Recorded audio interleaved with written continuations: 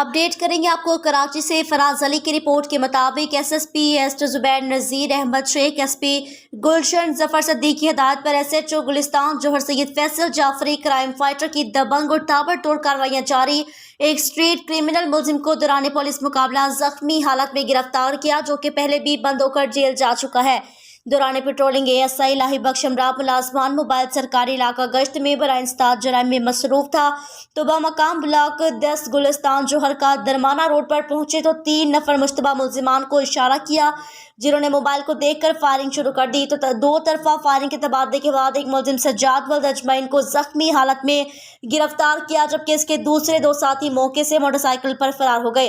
गिरफ्तार जख्मी मुलजिम के कब्जे से आतिश असलहा एमुनेशन बरामद हुआ। बरामद मुलजिम सज्जाद वल्द अजमैन ने दौरान इंटेरोगेशन बताया कि थाना गुलिस्तान जोहर की हदूद में दौरान पुलिस मुकाबले में एक पुलिस कांस्टेबल मोहम्मद शाहिद को शहीद किया था, जिसका मुकदमा थाना गुलिस्तान जोहर में दर्ज किया गया था। और फरारी साथियों के नाम दर्ज जेल है नदीम मौला वल्द नामालूम कामरान उर्फ कामूर कबील वाला केबल वाला। गिरफ्तार शुदा मुलजिम के खिलाफ मुकदमा थाना गुलिस्तान जोहर कायम किया गया। मजीद मुलजिम का क्रिमिनल रिकॉर्ड की तफसील ली जा रही है। मजीद इंकशाफात मुतवक्का हैं।